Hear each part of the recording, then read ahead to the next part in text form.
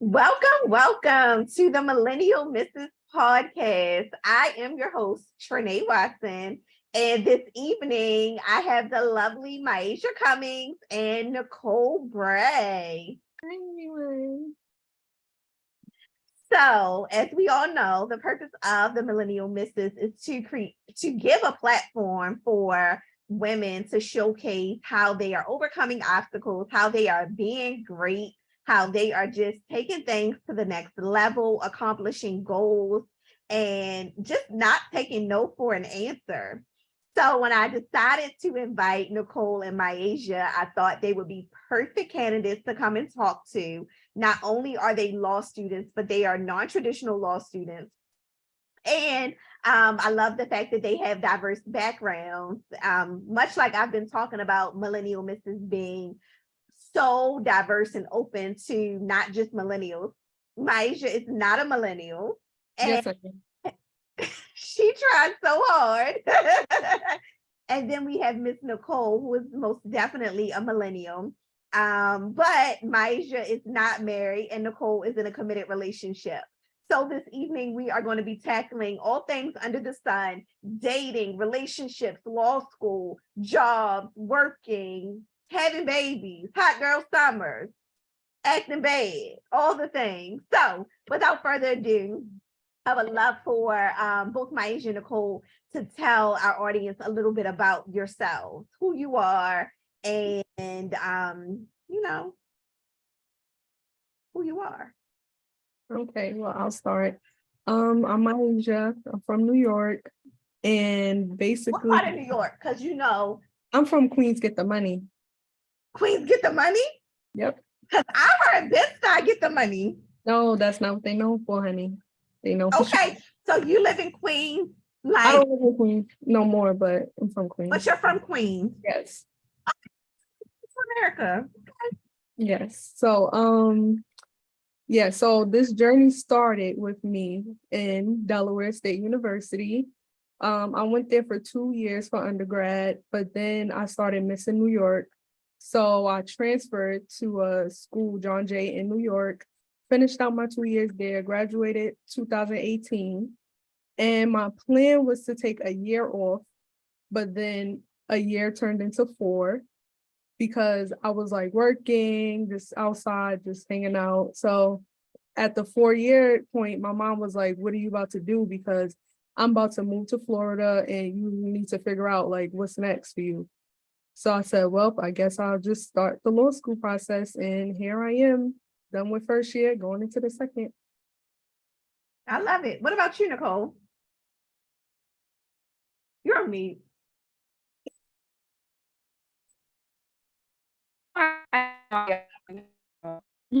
So my name's Nicole. I'm from New Jersey. I'm really supposed to be a comedian because I'm funny. Super empathetic, Who told you that you was funny? fashionable.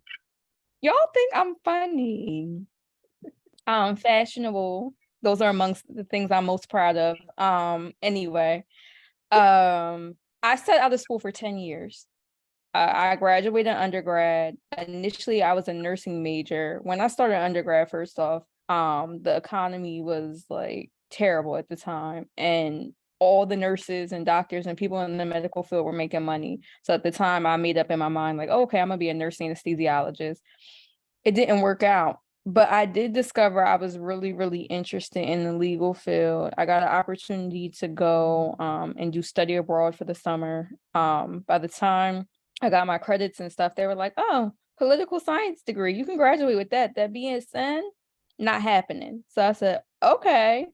And by that point, I just started researching law school. Similar to Myasia, I was supposed to take 1 year off. Me and my friends got a house in North Jersey, and we stayed in that house for some years. Then I liked living on my own. Then I started just working full time, and it just got to a point where I was leading life with law school being an afterthought. When I was approaching the 10-year mark of being out of school, it really impacted me. Like I really felt the type of way when I was going through the pandemic and stuff like that. And it was a real like yearning on my heart to go back to school. I didn't know how I was going to do it. I went on like a 40-day fast, a real 40-day fast. Like I gave up meat. And I got that acceptance letter, and it's been up from there. I love it. I love it. I love it. Let's talk about like timing and how timing sort of kind of, I know for me, some people like feel like you have to do everything within like a certain time period, right? And we go to school where number one, we're in a career profession where we make up about 4% of the entire population, being African Americans. And on top of that, we go to school with people that are like fresh out of undergrad and have done things. Me personally, I graduated undergrad in 2010. I did my master's in 2020. I finished my master's and then I started this program. And I let fear stop me. But I remember for my 30th birthday, I was miserable. I remember at 30, I felt like I hadn't accomplished any goals. And at this point, I was in school doing my master's, but I was so miserable and not necessarily with anybody else. Like I was miserable within myself. Like I felt like I wasn't where I wanted to be at in life. So tell me about that for you all. How did that look like when it comes down to the goals and where you thought you would be at before coming to law school? And, you know, what kind of motivated you to follow your dream? So for me, I feel like I'm feeling it now because I didn't go straight through. So my plan, like I look back, be like, dang, if I would have went straight through right now, I would be an attorney, lit, making money, like so. And then like a lot of my friends are in their careers, so they the ones like making big bucks, and I'm like, dang, I'm just starting my process. So I'm look back sometimes and be like, dang, I should have just went through, but I know I wasn't mature enough for straight out of undergrad to do this rigorous work. I was not. So I feel like everything happened for a reason. Every like timing is everything. And yeah, like I feel like you can't have that mind like shoulda, coulda, woulda. Like everything happens when it's supposed to happen. What about you, I Nicole? I align with that. Every time I think of, because I remember I used to really beat myself up. Like that was one of the primary topics I discussed with my therapist when I started therapy a few years ago. I was just like, how am I quote unquote so smart, but I haven't achieved what I'm trying to achieve in life? And I just think I thank God I didn't, because at that time when I first graduated undergrad, I was heavy on making it make sense for people. I was still in that people pleasing mentality. People wanted to understand, how did you transition from nursing to laws and the money thing? And I was like, no, I actually want to do medical malpractice because I did really well in my ethics class. And I just had to make it make sense for people. And now in my current life, I understood that no, you're just super empathetic, right? And you didn't know how to take your skill set, right? The characteristics that make up you fundamentally, and find a career that it aligns with. So in you growing and evolving and better understanding yourself, you're able to place yourself in where you're supposed to be and what your purpose to do. And even when I first decided I wanted to attend law school and be a lawyer, right? I think it was a heavy burden on, are you going to do criminal defense? Because our people need something in the criminal defense realm. I was almost embarrassed to say, like, no, I like looking at transactions. I like being behind the scenes. Like, I do like socializing with people to a certain extent and, you know, litigating, but I don't want to be in the criminal realm. It was almost scary for me to articulate that. Whereas I feel like now, as a 33-year-old woman, I can tell people like, listen, I worked in a plethora of fields. I evaluated my skill sets and what worked for me. And this corporate restructuring and bankruptcy, this sounds like something I want to do. But if it's not something I want to do, guess what? I'm not scared to say, okay, it's my time to transition and go to the next thing. And that type of confidence and self-awareness, I didn't have at 23 years old at all. I agree with that. I think in undergrad, I was so nervous to like not be about, like, I feel like the stigma that came with, I'm a biology major, pre-med, like I didn't want to change that. So I definitely can agree and would definitely suggest and give other people, our viewers, like that type of advice. Don't be afraid to pivot and to change what you decide to do. Like you have to do it every day. I struggle with that personally. I struggle with that because like the idea of having more than one passion is a real thing. So Mhm. y'all know I have a strong passion to advocate for young people.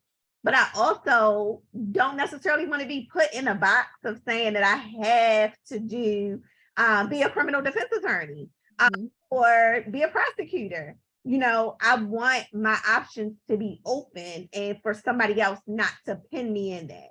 So I definitely can attest to that. So tell me about some challenges that you all have had to overcome. I know that with law school, which I'm sure everybody has had to face, support systems can make or break you. So tell me a little bit about your support systems and how they have either helped or hindered, or how you have had to navigate certain challenges in life and how you've made it thus far. Nicole, you can start. You want me to start? So I went through another process through law school when I realized, you know how somebody tells you like get something out the way while I'm here. So when I was in undergrad, my freshman year, my mom passed away. So that was a huge part of my support system. And over the past few years, like the past 3 years, my grandparents, my mother's parents also passed away. So they were huge cheerleaders for me in my life. So that was hard to navigate. That was very, very challenging. However, I do have like my boyfriend who's a great supporter. I do have my aunts and I have a bunch of friends that rally for me, right? Like my friends remember me saying this dream back when I was like 20 something years old in the club. Like, I'm gonna go to law school. I don't know what year, but I'm gonna go to law school. Like I might not be able to go on vacation with y'all next year, but I'm gonna attend. And I always say this, and this is like something I don't really bring up, but some of the people that I thought would be here rallying for me and really be helping me through this process. I don't know if you guys notice this in your personal life. They're not really here. They're not here. They have not put forth the effort that I expected. But it's just like you learn not to have expectations and put expectations on people. And I'm thankful for the community I have developed, because one thing about God is he makes sure that in areas where you're needed, somebody else always comes in and fills the gaps. And Mm. that's why I'm always grateful that I really met you guys and we were able to really get to know each other and be vulnerable with each other fairly quickly. Facts. Same like Nicole. I feel like people who you felt was gonna be here for you or that you can lean on really aren't. But I feel like with me, I kind of struggle leaning on a support system because like I feel like back home, No idea. yeah, I feel like back home, I'm known as the strong friend. So I'm not really like, not saying like I'm not vulnerable, but I'm very much pull yourself up by your bootstraps type of person for me. But for everybody else, I'm crying, I'm feeling your pain, but I don't allow myself to feel my feels. So I'm happy that I do have the support system and like y'all or like my mom was like, y'all could kind of sense that something is wrong, even if I'm not like showing it or like expressing it. So I feel like in that way, I really appreciate my support system because I'm not the most boisterous person when something is wrong or something is going on. So Yeah, I definitely think that support systems, especially when you're going through something as rigorous as law school or something like that, I think it's very important. When I came to law school, my goal was not to make friends. I kept saying, I'm not here to make friends. I have some friends and I'm good with them. I know I'm the only child, so I'm 100% okay with like being by myself. So I came to school prepared to be by myself, and they like to say that I was mean and nasty. Very.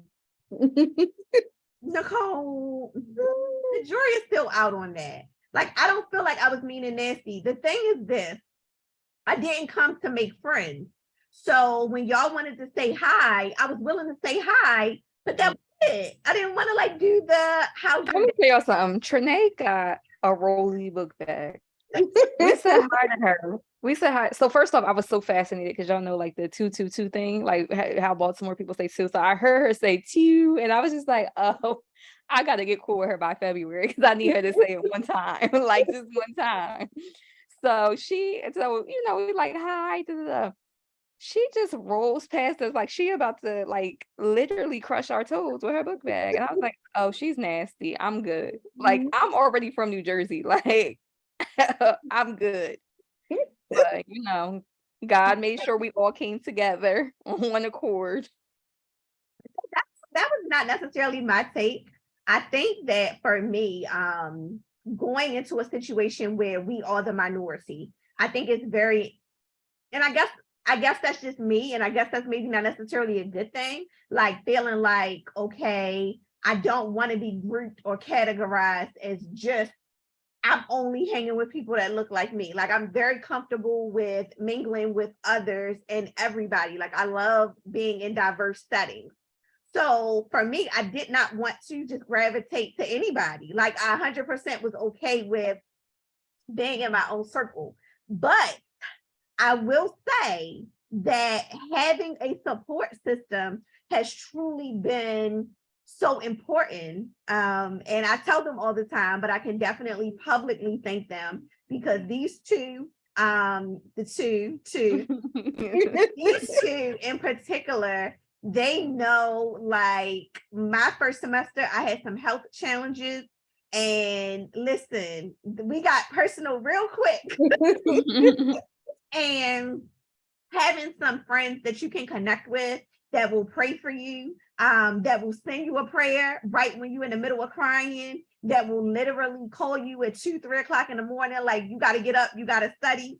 I know you're in pain, but we're going to take this medicine and then we just going to push through. I'm going to quiz you so you don't have to move. All of those types of things is just a different type of appreciation comes from that. I always say that I definitely, I have a great support system. Arlen is great. My mom is great. But I think it's different when somebody has actually gone through what you're going through, because I think sometimes people look at it like it's not that hard, right? Like my mom has a doctorate, but like I have never in my life done something this hard. Yes. It's hard. It's the fact that it's so much. It's so much to do. And so having someone to kind of support you through all that you have and to know firsthand when you done had 3 hours of sleep and you tired and got a nasty attitude. Mhm. Okay, one person about to stop at Starbucks. What y'all want? Right. For real. So I definitely think that makes a difference. All right, so tell me about how you guys balance personal life and school life and becoming successful and career life and being a girlfriend and being whatever it is that you are in this moment. So I'm gonna be honest. Oh, you want to go first, No, Maya? you go first, Nicole.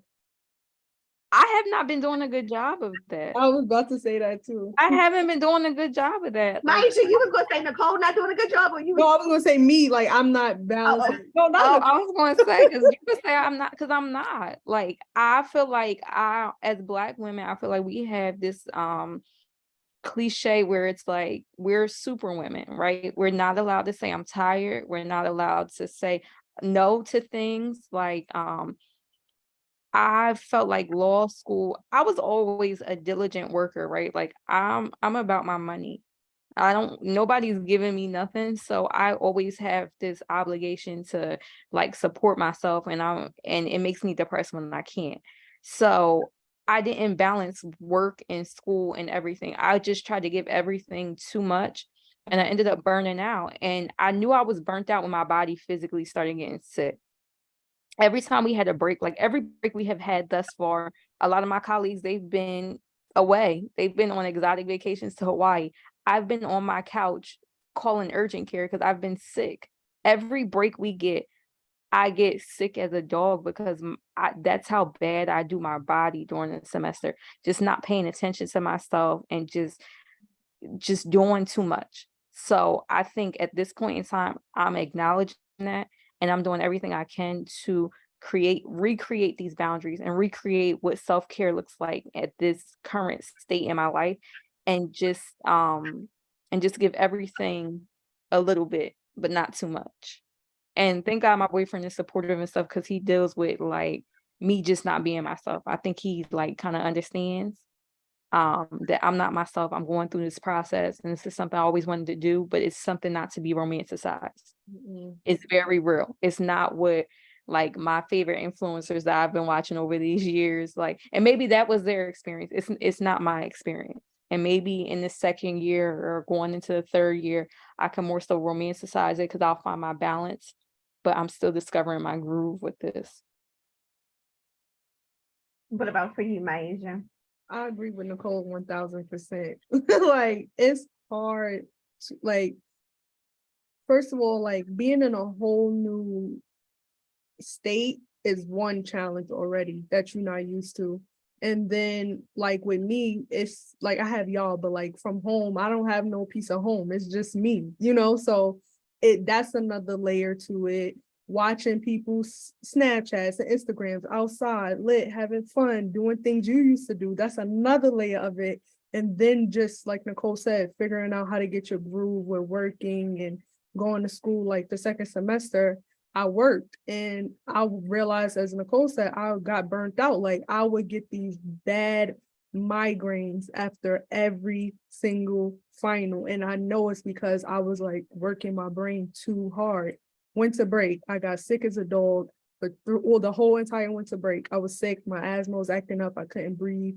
So it's definitely like a lot trying to find the balance between your personal life and still being you and still doing the things you enjoy while also doing law school. But yeah, like Nicole said, you watch YouTube, you watch TikTok, you like, oh, it's lit. I'm about to do this, I'm about to do this, I'm about to be here, there, but it's really not like that at all, at least for me. And I could speak for y'all too, for us. Like it hasn't been like that. Like we've been working super hard. We've all got sick at least once throughout this whole entire school year, which is 3 crazy. times. Yeah, like, so it's a lot. It's a lot of stress on your body. So you definitely have to keep doing the things that make you happy and don't feel guilty about it. You want to take a little nap for 30 minutes, take a little nap. You want to do something that make you feel good, do it, because it's no sense in finishing law school and then as soon as you across the stage, you fall out and and die or some shit. Like, so you still gotta do what's good for you. Like, So what does that takes me to the next thing? What does self-care look like? I know when I came to school, before school, I did not do self-care.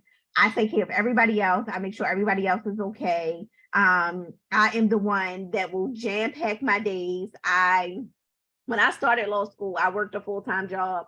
I had my own business. I'm a wife. I have children. I was on a football field, in the car, doing homework, studying. They would be calling me. I mean, I'm in the dark in the car at football practice while AJ is practicing. And what am I doing for me? Eating some ice cream. Ice cream. I'm crying.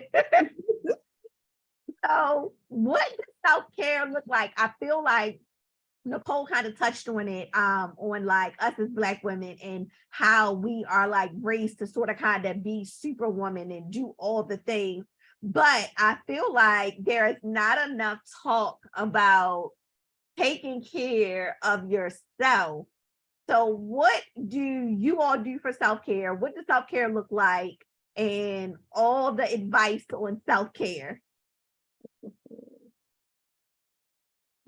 you want me to go? Mine is short. Go ahead.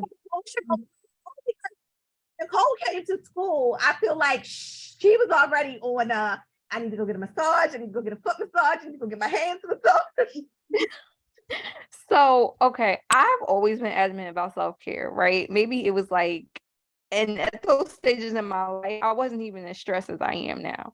I always knew one of the things that I loved, right? Even from childhood. I don't know what provoked my mom to allow me to go get a chair massage, but I remember they were doing chair massages at the local Barnes and Nobles. And I was like all of, I swear, y'all, 9 or 10. And ever since then, I've been in love with the art of massage therapy and just getting massages. Like at one point in time, I had a membership at a massage place. One of my best friends, her friend, I stood there right getting massages, the facial stuff like that stuff gets me out of my head and just allows me to escape. I really enjoy books. Like as soon as school was over this semester, I had been putting books, like downloading samples of particular books I wanted to read. And I finally got around to like reading those books and getting lost in a book again. Like, and that felt good for me. And I also noticed like, and I think it's a underrated luxury that we don't talk about, rest. Rest is free. Like my therapist said something profound to me the other day. She said, you know, I'm cool with this soft life thing, but we got to stop pretending.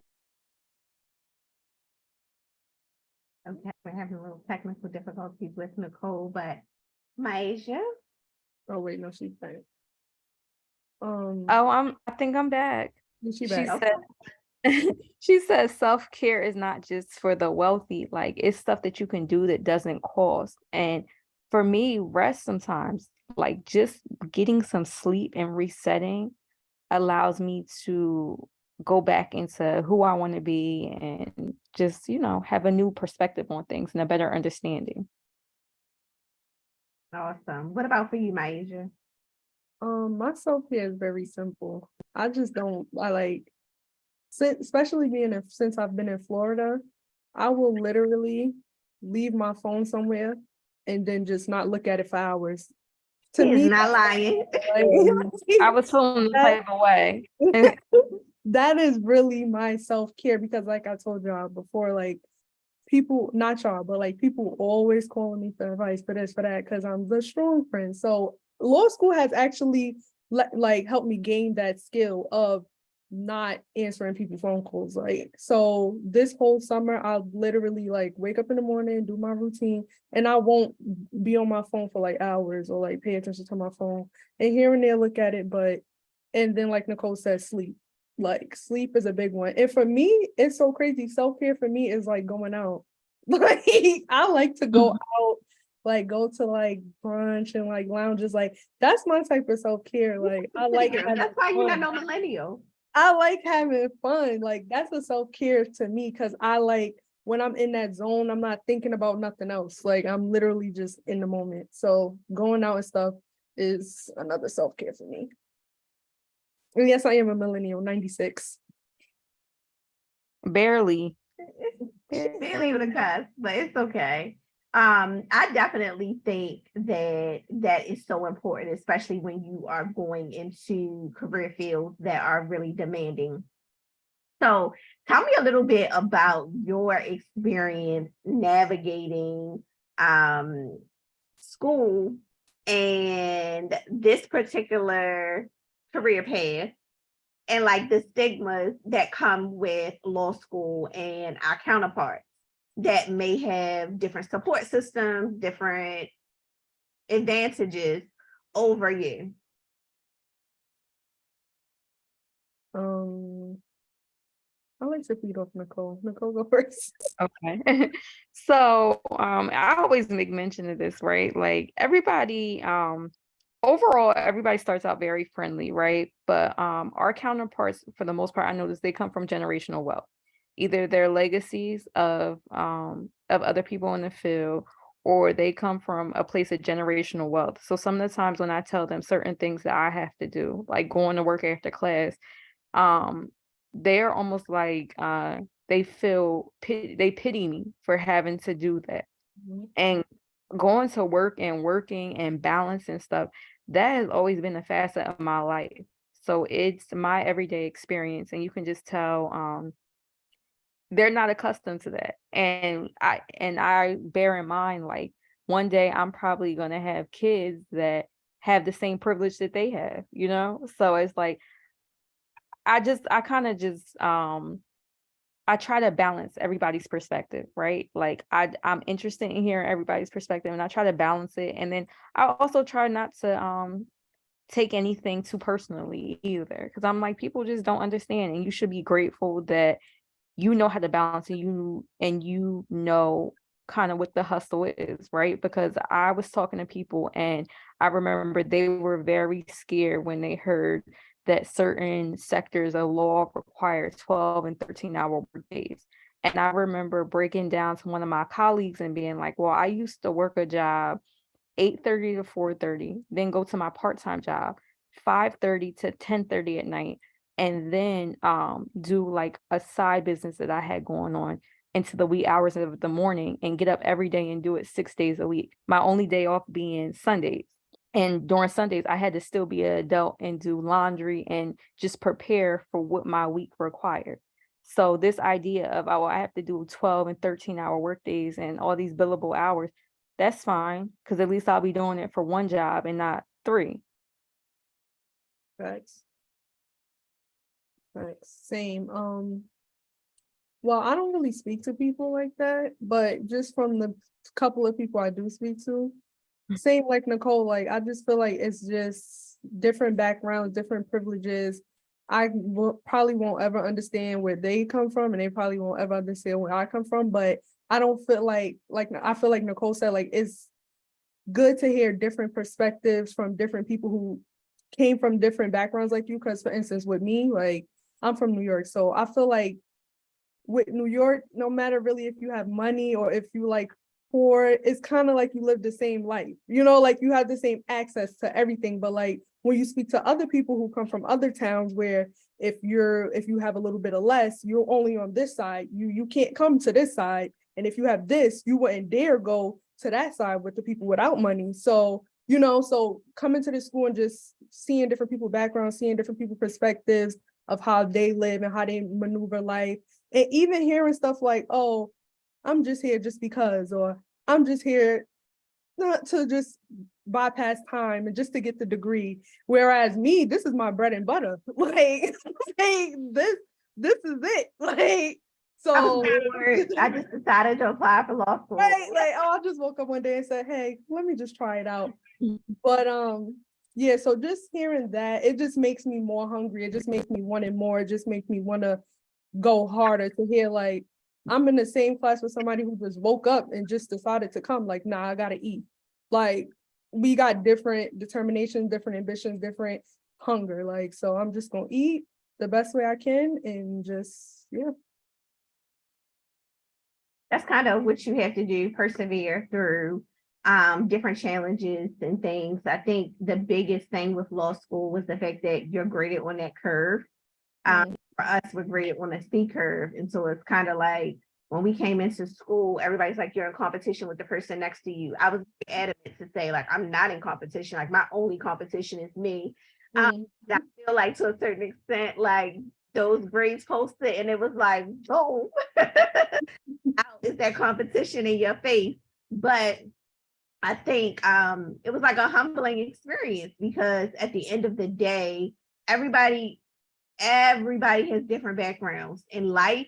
Whatever challenges you might face, you're going to have to overcome something. So whether that means working harder, getting a part-time job and being in school at the same time, or juggling home life and, you know, dealing with challenges like losing a parent, which I could never imagine. And I always say to Nicole, like, I am a very thoughtful friend. I'm the type of person that, like, when I come into somebody's life, like, I want to support them. And so, like, for instance, I knew that Nicole was having like a tough time and our other friend was having a tough time. And so I remember, like, I messaged Myasia, like, listen, we need to do something. And she was like, I'm in. What you want to do? And I was like, we're going to get these blankets and we're going to personalize these blankets. And she's like, I'm in. So we got these blankets and we presented it to him. And I was so annoyed only because Nicole cried about everything, but she tried to act so tough about these blankets. But I say all that to say that, like, having a support system is like so good. Like, I just cannot stress that enough, because having somebody that knows that you're going through something before you even have to say that you're going through it is priceless. And I don't say that to, you know, show off what I've done or anything like that, but to really say that you never know what another person might be going through. So give them a little bit of grace, you know, if they snap a little bit, because Nicole is known to snap a little bit. A person snaps a little bit. Me? Yes, you. Take the time to really figure out what is going on with the person versus just writing them off or assuming the worst. All right, so tell me about your personal goals with marriage, having children, and the roles that society play in that. And Nicole, I'm going to take it a step further for you. Tell Oh me boy. how losing your mom at a young age has kind of changed or altered or not altered your opinion of having children and motherhood as a whole. Okay, so you want me to start, Maisha? Mhm. Okay. So first off, I'm from up north. Like I don't care what nobody says. Where I currently reside at is the South. And how I knew it was the South is on orientation when we were all talking, like everybody with kids and stuff that were around my age or even younger, like significantly younger. Everybody was like, I'm married, I got kids, I'm married, I'm married. Up north, we don't hear that. Like my friends bought houses and stuff with their mates before like marriage and stuff. Like for me, I just never pushed the topic. Like I remember one of my colleagues said something to the extent of like, what kind of conversation did you and your boyfriend have before you guys moved in? And I was like, we didn't. It just like happened and I told him these bills and that's it. Like that's what happened. So I'm very non-traditional in that sense, right? I like things to flow. I'm private about my life. Trinae asked me one time, was I in witness protection? And because I never announced I was going to law school, I kind of just like picked up and left. Who needed to know knew, and that's it. As far as losing my mom and how it relates to relationships and stuff, I really get to see how short life is. So I don't put so many constraints on things because I I just know the brevity of life and I'm not stressing over what's not insignificant. Now, a negative to that, right, is I feel like to a certain extent I have attachment issues, right? So I told Trinae, like, yeah, they always call me like they always tease me because sometimes I'll be like, yeah, y'all, I'm gonna have twins. Like I only want to get pregnant and have kid and give birth one time. I want these kids to have each other so that they have a playmate, but then I'm getting this body done and that's it and that's all. And then some days I'll be like, wow, my ship has sailed, my knees hurt, I'm tired. I don't want, and I don't like noise. So I was like, I don't want to wake up and hear noise. So I was like, no, I'm not having kids. So I say all that to say that I think losing a parent, I'm almost like scared to have kids because it's like I don't want to leave them by themselves. And that's why I low key just like kind of want twins. Like I push this twin thing so heavily. So, you know, when I have my twins, just know I like manifested this. And I think you should have those twins, but that's not really how that works. But have you gonna get that body this? I mean, snap it back, do all the things that you need to. Because I'm getting my body done. Like And you know what? Let's normalize being honest if that's what you want to do versus people Right. stay in the gym. You're not going right, because let me tell you something. I be trying to be in the gym, but another part of self-care is eating. Like I eat and read. I reward myself with food. Like I really do. If you get this assignment done, you can get this taco. If you get this done, you can have a piece of pie. If you get this done, like I do that. Like it would be a lie for me to tell you anything else. Like that's the easiest thing to reward yourself with. Like it really is. So Honey, just a little like how much weight did y'all gain the first year of law school with 40 that? pounds. You said 20? So I'm at 10. What about you, Maisha? I mean, I'm Nicole. I think I'm at like 7, but I'm 5 feet. So this 7 looks like 7D. Like I've never had a double chin. Well, yeah, I always tell people like I was like, oh, if school doesn't work out, I can go into do another industry, right? I'm like, I done lost my looks, baby. This school thing gotta work out. nothing to fall back on. You don't have nothing to fall back on. It better work. Oh, not a thing. Not a thing. It gotta work. I get that. All right, tell me, Maisha, about what that looks like with family life And for you, what does that look like, along with being an attorney, being, successful? I'm team F them kids. No, let me stop.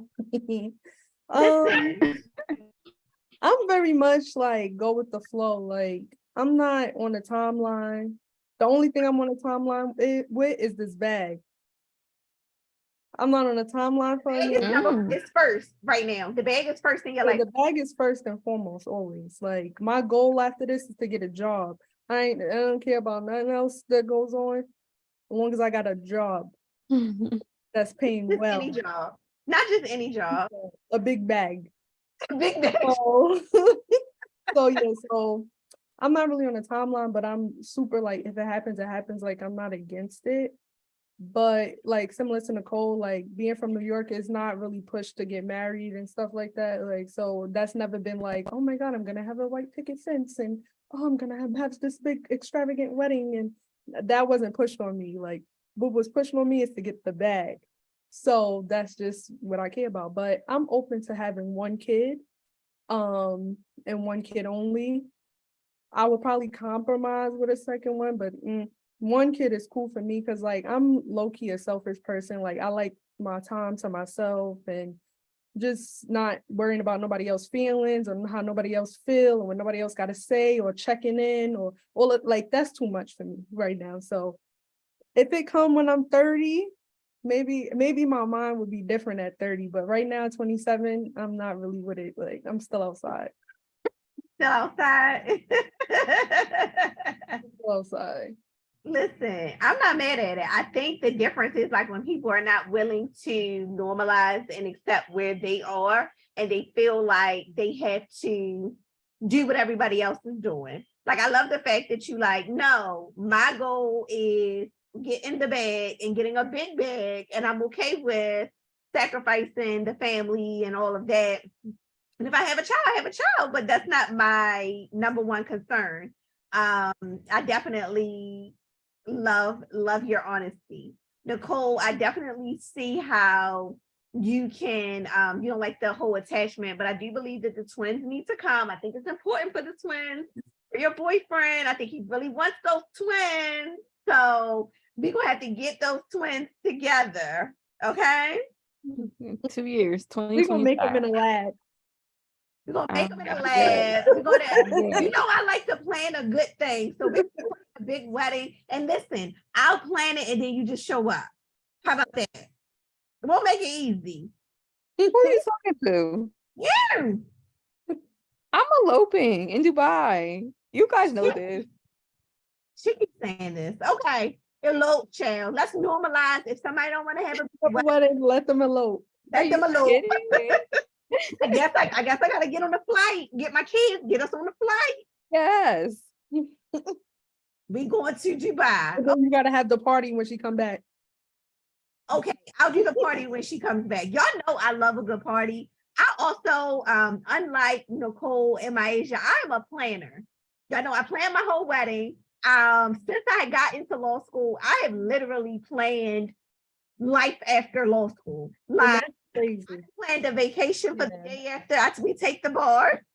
I just told my mother, listen, you plan a party after graduation. We got another party after we find out that we passed the bar. Then a whole nother party once we get sworn in. It's a whole like thing. But for me, it works. Like that is the motivation. When I don't feel like reading, when I got a brief to do you want to go on vacation? Do you want to have this? Like, for me, that works for me. Let me tell y'all how annoying Trinae is. We used to be counting down the days of the semester, and this is before we were even friends. She used to be like, you can't think of it like that. Because Trinae is the epitome of Southern hospitality. Like, she is what you expect of the South. Like, she is very, hey, how you doing? Once you get to know her, right? Once you like knock down that shell, she's the epitome of Southern hospitality. So she used to be going off on this in class. Instead of counting down the days and the weeks, she used to be like, you guys are thinking of this wrong. You need to think of it as you got 6 semesters. You are 1 semester down. The first week in is 1 semester down because you're not going to fumble this semester. Then the next semester, you got to think of it. You're always a semester ahead. You got to think about this in semesters, and it So doesn't feel soon so as the bad. second semester started, we basically two L's. So it made me feel so good because now I think of it in terms of not that I have 2 years, but I have 4 semesters. That's how I look at And it. I'm like, Baby, we okay, don't well, have 4 this is how you semesters. get through it. We don't. We What- got We got three. 3. What's so great is we 2Ls. So we already hit that semester. We have 3 semesters left. Yes, we got to break this up. To God be the glory. That's how you got to do it. For I real. think it makes a difference. Like, I always say to fail to plan is a plan to fail. So when you set things up in your life to be successful, that goes down to every detail. So when it comes down, like sometimes y'all remember it'd be 2-3 o'clock in the morning and I'm on Nordstrom shopping for designer shoes. Like I'm gonna wear these at graduation. Why? Because I'm tired and I really but I need something to push me across the finish. And we're gonna get there. We're gonna get there. All right. So I know it's getting late, but I do want to talk about a few more things. Tell me about navigating the internship process. I know that not everybody that will watch this is interested in law school, but I do think that there is not enough conversation surrounding law school and being a minority. I feel like, as Nicole kind of touched on earlier, what some people have talked about on their social medias is not necessarily our reality. So if you guys can very quickly tell me about your experience in law school from reality, from like what you expected to like the reality, navigating the internship process, and even touching on some of the counterparts who kind of already had jobs before they even touched down into school, and how that kind of resonates with you, as well as the next steps for you in law school and what you want to do. So I'm excited for this question. I love it, right? So I went into law school, right? I set out for 10 years, but half of that time that I said I was in the legal field working, and I researched law school. My favorite influencers were all law students, and they very much so romanticized the process. And I think because of the institutions that they attended, they were higher rank institutions. So they were more so given more opportunities than I think we had access to. And I remember over Christmas break applying to like 50 different internships and being discouraged by the fact that I wasn't getting like callbacks and stuff like that. I remember talking to some of our colleagues that were top of our class, and I was confused because they were just like, oh yeah, whatever. I'm not worried about interning this summer. Like I don't even care. And I'm like, I'm over here. My heart is broken that my internships aren't working out the way in which I anticipated or prayed for.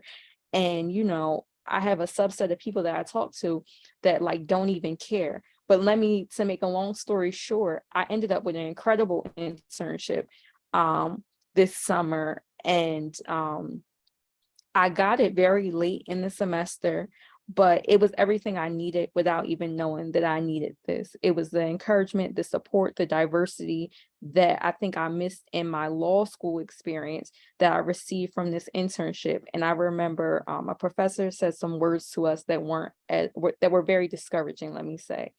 And I remember going to my internship and the judge just saying like, you're so smart, you're so this, you're so that. And I'm like, oh, I'm gonna listen to what the judge said. I'm not listening to what this professor says. So respectfully, thank you for the feedback, but I'm gonna listen to what the judge got to say. And it really boosted my confidence. And it boosted my confidence is so much so I'm going forward in this process as I apply for 2L internships. Because you have to apply a year in advance. Let me also say that a lot of these opportunities that we're seeking, they're a year in advance process. I'm shooting every shot, like to take to put this in layman's terms. Anything I want, I'm going after. I'm not scared to network. I'm not scared for somebody to tell me no. I'm not scared to make these connections that in previous times I was very cautious about making, or felt like, oh, I had to bring all this stuff to the table to approach people. I don't feel like that any longer.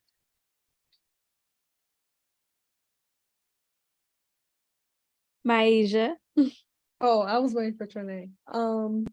Yeah, so what I saw on the socials of the law school influencers was way different than my process of applying to internships.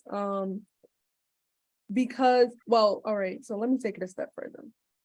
My advice to law students coming in is to go to a school that caters to where you want to practice at, because that's a big thing. If it's not like a national school, like if it's a regional school, I would say do that because it's a little bit harder.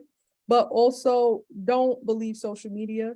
Like everybody process is different, everybody experience is going to be different. So you can't go into law school with expectations that your process is going to be like somebody process that you saw online, because that's what makes you depressed when it doesn't go as you planned it to go. And when you have preconceived bags that you think you're about to get that you're not, that makes you depressed as well. So my process was similar to Nicole, like just applying to internships and not getting anything back or getting denied before you even got an interview, or like just like that's very, very, very, very discouraging.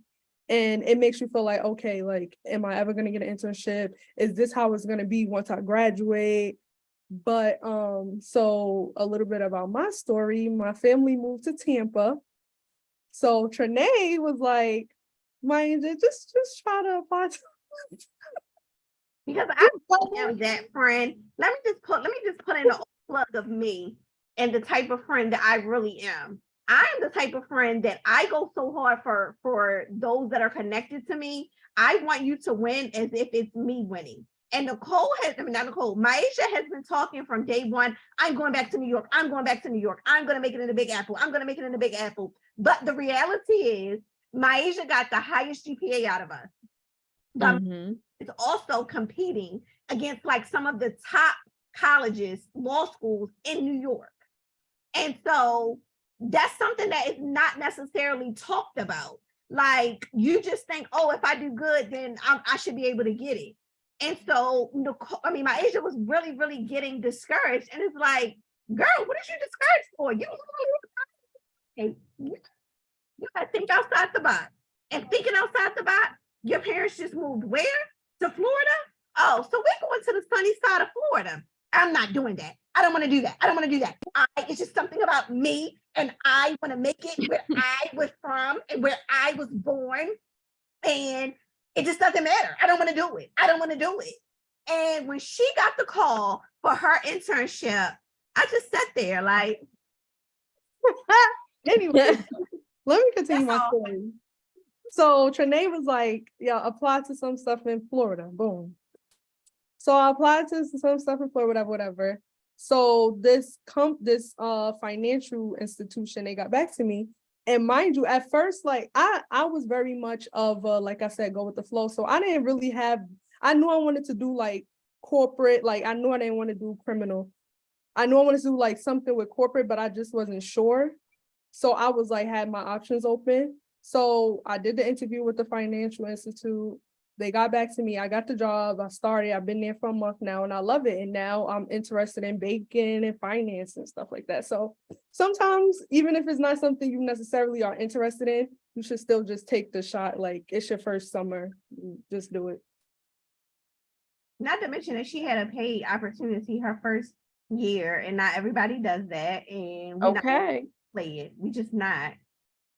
Period. But yeah, it's cool. But I'm still She's still trying to go back to New York, y'all. She's still trying to go back to New York, and I just don't really understand why. I really don't, for the life of me. But it ain't my journey, child.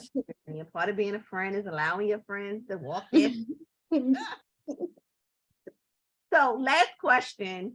Tell me, if you could go back to your 18-year-old self, to go back to your 18-year-old self, what would you tell your 18-year-old self? Well, if I was to go back 9 years. Maisha, it was just yesterday. If I was to go back 9 years, I would tell myself in undergrad to do a major that you actually like and that you actually can get a 4.0. Because I feel like going into undergrad, like I just did something that, because I used to want to be a detective. So I did criminal justice, but then it was like midway in, I was like, not for me. But I just stuck it out because I had already started. So I would definitely go back. I would probably do like an English major if I knew I wanted to go to law school, to just sharpen my writing skills and, get them good grades. So, and then I will also study for the LSAT differently, like probably actually put time into it. I love our school, but if I was 18 and could do it all over again, I definitely would probably work a little harder to get in a little, better school in New York. But yeah, I would definitely just tell myself to like hustle a little more and just take things seriously. Like, like even though you're 18, like you're not mature or whatever, but I would definitely like eat a little bit more, like, and just to set myself up for the future. I love it. What about for you, Nicole? In my Trinidad voice, I was like, oh dear heart. Focus on yourself. I feel like I am so empathetic to the point that I pour into people to the extent of which sometimes I'm empty myself and I get really stressed out and overwhelmed. And it's like, you got to just focus on you. Would they say tunnel vision? I would have tunnel vision more so, and just not pay attention to appeasing to people's image of what I was supposed to be. Listening to this one, staying loyal to that one, like I would have just focused on myself. Because I just feel like that's the best investment you can make beyond all these titles and stuff. You got to sit with you. So I would have just invested in myself, like I'm doing now in my 30s. I love it. 40s. That also brought me to one more question. How has your faith brought you and been with you and throughout this process and been instrumental in this process? Where do I begin? I got in this process. I remember being so discouraged, right? Like I remember hitting almost the 10-year point of being out of school, and I could tell people started really giving up on my dream for me. Like they was like, oh, I remember Nicole wanted to be an attorney, but she got a job now. So, it's been a long time. You want to still go back to school, and just kind of seeing people stop believing in my dream. And I never stopped believing in my dream. I just couldn't see a way out of my situation. So I remember having a conversation with God and being like, listen, I didn't like doing nursing, but I'm at the point in time where I feel stuck. Like it's time for me to transition. The things I used to like and used to be good for me are no longer good for me. So if you want me to continue to pursue this law thing, I need you to help me do it. And I literally, you guys know how much I love food. I gave up eating meat. Like I wanted that fast to hit. I wanted to do something that I felt. So I stopped eating meat it was supposed to be for 40 days, but now we're like almost a year and a half in and I haven't touched meat. But I did it for 40 days. And in that time, so much transformational stuff happened to me. Like I got into school. I found an apartment. It was just like my life was transitioning so fast after that. Then once you get what you want, I always tell people there's a whole subset of obstacles that await you, right? I thought I was going to come into law school and kill everything. Like, and I say that like, don't take in offensive type of way. I thought I was going to come into law school and really dominate. I've been out of school for 10 years. I'm hungry for this. I want this. I can do this. But it didn't work out. Like we're on the C curve. Everybody there is smart in their own type of way. Everybody is smart. It's about aligning to what that particular professor wants, right? So just being okay with the process. And I had better grades my first semester than I did my second semester, right? And guess what? My second semester, I am not scared to network. I have networked with so many more people with the worst subset of grades than I did that first semester when I did really, really stellar. Like I gave this whole process to God, because if you sit here and worry about this whole process and what could go wrong and what could go right and what's next and what's not going right and not being enough, you will literally lose your mind. This process is very much so set up for you to doubt yourself. This is not, I feel like with med school, I have a friend that attends med school, and they have been very supportive of him this whole process. Administratively, like, hey, we're here, hug, this is what we have to do, these are the resources, you need to be here, the field needs you. Law school is almost like, it's too many of you guys, let's weed out who doesn't deserve. Oh, we think you don't deserve, so let's weed you out. I don't feel like it's as supportive, and especially being a minority, well, especially being a Black woman, and especially being a Black woman that does not come from generational wealth. That was a whole nother dynamic. So I say all that to say I gave this entire experience to God. I have never been closer to God and talked to God and cried to God and connected with other people in such a spiritual way as I've been during this process. What about for you, Maisha? Same. Like, really, honestly, I'm not the most like, I'm not the most like spiritual person, or like, I didn't grow up in church. But I've always believed in God, that it was a God, but I never leaned so heavily on that. And I always say, like, I feel like y'all came into my life for, like, like that purpose of it, like, because I feel like the morning prayers, like one of y'all is send in the morning, or, like you could be down and like, one of y'all send a prayer, I'll be like, okay, today's going to be a good day, like, so I've never given anything like to God, like Nicole said, like this, because I feel like you could be stressed. Like I remember I was having migraines every day. Like, I don't know if I told y'all this, but I was having migraines every day. And I remember Nicole was like, something, and she was like, yeah, because I'm just gonna give it to God. And then in my head, I was like, I'm just gonna give it to God too. Like, and then like I really stopped stressing. I stopped having migraines. I stopped, like, just because it's just like, it's nothing you can do but give it to God. You have no control. Once you hand in a paper, once you hand in a grade, once you do a test, that's it. You have no control. It's literally nothing else to do but to give it to God. You can't go back and change the answers. You can't, it's nothing that you could change. And another thing Nicole said that I want to touch on, like, it's made to break your spirit. And as somebody who, like I told y'all, I'm super strong. Like, this experience has broke me many of times. And it's like, I had nobody else, because I'm not a vulnerable person to where I talk about my problems. I had nobody else to talk to but to God. Like, I had nobody else to talk to, because I'm not gonna call nobody like with my problems and stuff like that. So this experience, like I said, has definitely like helped me like be more closer to like spiritually and like just closer to God as well. I think also, like, as we wrap up this evening, I think the biggest thing that I want to say to anybody that is contemplating going to law school, contemplating doing anything, whether it's the next big step, a next big career move, you can do it. I think that everybody's experiences are different.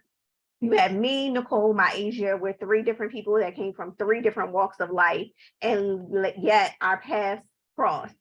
And so finding out who you are supposed to be connected to and connecting to them is very important. But also remember, like, your story is your story, and you can decide how it starts and how it ends. So don't give up, don't be discouraged. I know for me, I didn't want to apply to law school because I was fearful of getting in.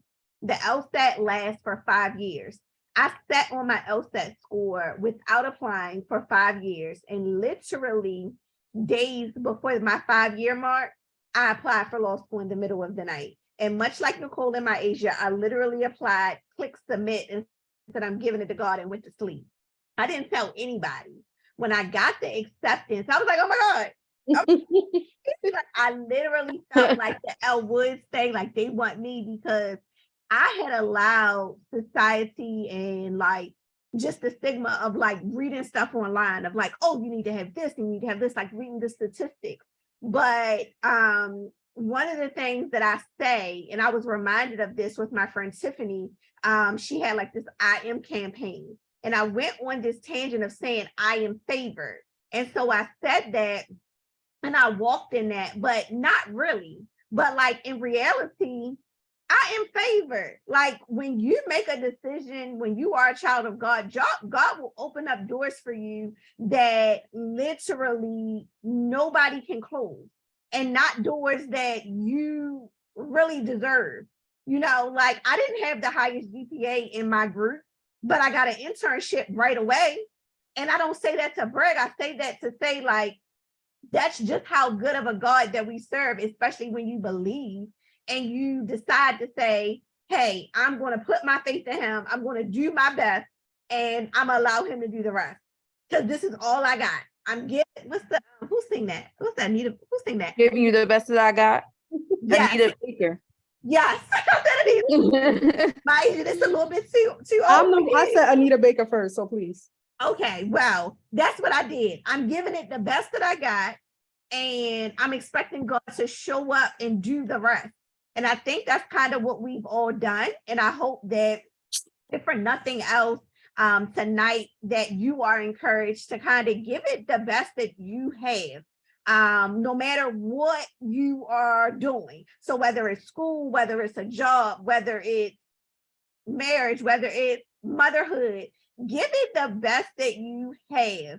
I think for me, I used to feel bad for a second, like that I was cheating my children. And I felt so good, like when, like I hear my son, he told like the teachers at his school, like, you know, my mom, she works so hard. She's going to be an attorney. And it motivated me even more because it's like, here I am feeling like I'm depriving them of something, but he's just as proud as just a little bit, my little think. He's just so proud. So I hope that you guys are motivated, encouraged to keep going. Nothing in life is easy. Hard work, dedication, resilience, perseverance, Discipline. heavy on the discipline. Listen. You can do it. Are there any, I want to give y'all a second to give any last words and then we will wrap it up. For all my law school people that's trying to come into law school, again, if you don't take anything from this, do not listen to people when they say don't prepare the summer before. Prepare. Go, Nicole. Right. And listen, financial literacy is key. Stack your finances up as much as possible. I live by Jeremiah 29:11, for I know the plans I have for you, thus says the Lord. And I start my day off like telling myself that, because law school, yes, it's a spirit breaker. And sometimes, you know, people you come in contact with, they don't always have your best interests. So you have to know who you are, whose you are, and connect with the right community of people. And don't be afraid to disconnect when it's time to disconnect. Heavy on the disconnection. Like, if it don't feel right, if it ain't right, I will exit a group chat, stage left. Oh, please. Oh yeah, that's another thing. Like, just you know, just make sure you always on your best, because you know this is a competitive situation. So you know, you just gotta always look out for yourself and find genuine people. If you can find genuine people in a competitive situation, you gotta cherish them. And it doesn't have to be 10 people. It could be one good person. You got one person on your side that's ready to ride it out with you. That's sufficient. Stop trying to save everybody. That's what I had to learn. I had to learn, just because it's 30 people available, don't mean you can you have the time. You don't have the time to save everybody. And my motto is, if everybody can't fit in the same car, it's too many. Everybody needs to be able to fit in the same car, because then it's like too many competing minds. And be okay being by yourself. I think my situation is a little bit different because I am the only child. So I am okay being by myself. Like, if I got to walk by myself to class, if I got to go get lunch by myself, then so be it. I'm okay. I'm here, and I'm in here what God created me to do. And as my age, I like to say, I'm going to eat. is the New York accent. I'm You're looking right. at everything. For real. So I hope that you all keep us in positive thoughts, positive prayers as we finish out this process of law school. And if you all want to connect with some amazing mentors, we only 2 L's, but there's somebody that wants to possibly be exactly where we are because we prayed to be here. We here. So definitely feel free to connect. I'll be sure to add in everybody's social so that you can follow. And it's been great.